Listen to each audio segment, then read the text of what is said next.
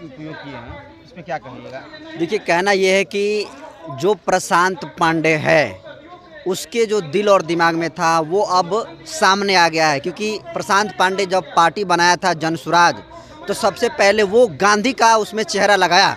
लेकिन प्रशांत पांडे को लगा कि सिर्फ गांधी से काम नहीं चलेगा, बाबा साहब के मानने वाले अगर अनुयायी को खींचना है तो उसके लिए बाबा साहब भीमराव अम्बेडकर को तस्वीरों को लगाना पड़ेगा। और वो आदमी क्या किया कि जन स्वराज में झंडा में क्या किया कि गांधी के बगल में बाबा साहब भीमराव अम्बेडकर की तस्वीरों को लगाकर पूरे बिहार के बहुजनों को धोखा देने का काम किया। और वो लगाकर ये कोशिश किया कि हम अगर बाबा साहब का लगा दिए हैं तो पूरे SC ST OBC और अदर माइनॉरिटीज़ का हमको वोट मिल जाएगा। लेकिन वो आदमी कितना बहुजन विरोधी है, उसके अंदर वो कितनी संकीर्ण मानसिकता का आदमी है, वो कितना घनघोर जातिवादी आदमी है, इसका अंदाज़ा इसी से लगा सकते हैं कि आदमी बिहार की यादवों के बाद दूसरी सबसे बड़ी आबादी है रविदास समाज की, जाटव चमार जिसको अहिरवार भी लोग कहते हैं। इतनी बड़ी आबादी रविदासों की संख्या के है कि मतलब कि ये एकलौती ऐसी जाति है कि ये जिधर जाएगी उसकी सरकार बना देगी और जिसकी चाहेगी उसकी खटिया भी खड़ा करने का क्षमता चमार जाति के लोग, रविदास जाटव समाज के लोग रखते हैं। अब जिस तरीके से जन स्वराज के मुखिया प्रशांत पांडे ने जो जातिवादी मानसिकता दिखाते हुए चोरी चमारी कहने का काम किया है, तो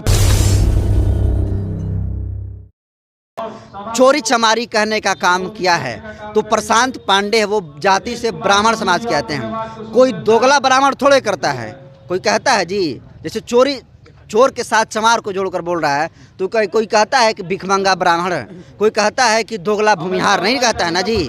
तो जब उसको कोई दूसरा जाति सूचक लेकर नहीं कहता है तो फिर चोर से क्यों जो है चमार को जोड़कर देखा जाता है?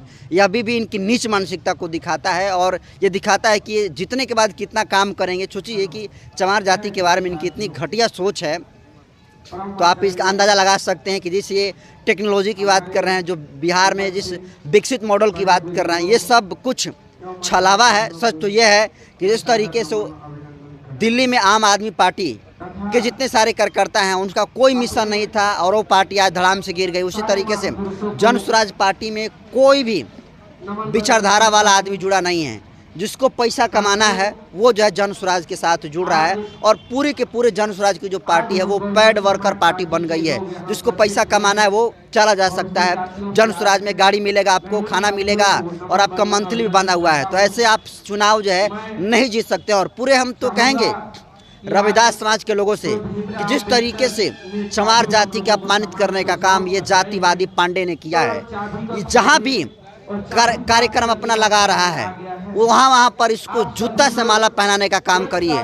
क्योंकि अधिकतर बहुजन समाज के लोग ही इसके रैलियों में जा रहे हैं। जिस दिन रविदास समाज के लोग, बहुजन समाज के लोग अपनी ताकत को समझ गए, उस दिन इसके बाल को छीलकर और इसके चेहरे पर कालिख पोत कर इसको जूते का माला पहनाकर जो है घुमा देंगे। और मुझे लगता है कि जिस तरीके से ये बयान दिया है, आज नहीं तो कल किसी विधानसभा में ये धराएगा और धराएगा तो फिर पूरे चमार जाति के लोग बताएंगे कि चमार जाति के लोग सिर्फ जो चोरी वाला आरोप लगा है कि चोरी चमारी, रविदास समाज के लोग चोरी नहीं करते हैं, वो कलर पकड़कर पीटना जानते हैं। जूता चमड़ा का अगर जूता बनाना जानते हैं तो जूता से पिटाई भी करना जानते हैं। और हमारा तो इतिहास भी रहा है भीमा कोरे गांव का घटना। ऐसा किसी है क्या सिर्फ 500 महारों ने 28,000 पेशवाओं को काट छाट कर सब्जी बनाने का काम किया था? तो यह औकात न भूले प्रशांत पांडे, और बहुत जल्द इसका देखने को मिलेगा विधानसभा में। अच्छा, SC ST के लोग के बीच में प्रशांत किशोर अपने एक परिवार कार्ड बना रहे हैं, क्या उससे उनको लाभ मिला?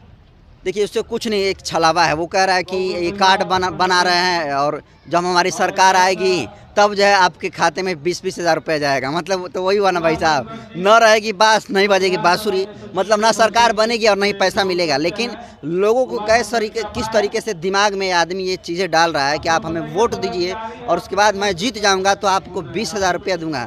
तो सीधे तौर पर ये आदमी छलावा करने वाला है। आदमी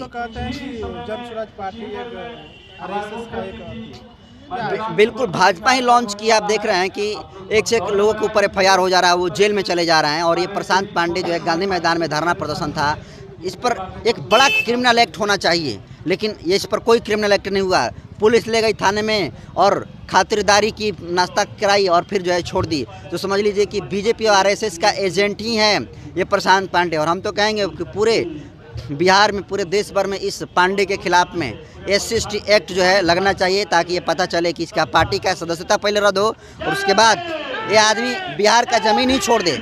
काफ़ी संख्या में जन स्वराज के पार्टी ज्वाइन कर रहे हैं SC/ST के लोग। SC/ST के लोग जो भी प्रशांत पांडे का अभी ज्वाइन कर रहे हैं पार्टी, सारे के सारे लोग जो है हरिजन हैं, सारे के सारे लोग दलाल हैं। अगर उनको विचारधारा प्यारी होती तो उस पार्टी में वो नहीं होते। बहुजन विचारधारा की बहुत सारी पार्टियां हैं जिनमें शामिल हो सकते थे। सोचिए कि जो व्यक्ति आपको कह रहा है चोरी चमारी, इसके बावजूद भी साला चमार जाकर वहाँ पर प्रशांत पांडे का जिंदाबाद का नारे लगा रहा है, तो उससे बड़ा दोगला कोई नहीं हो सकता है।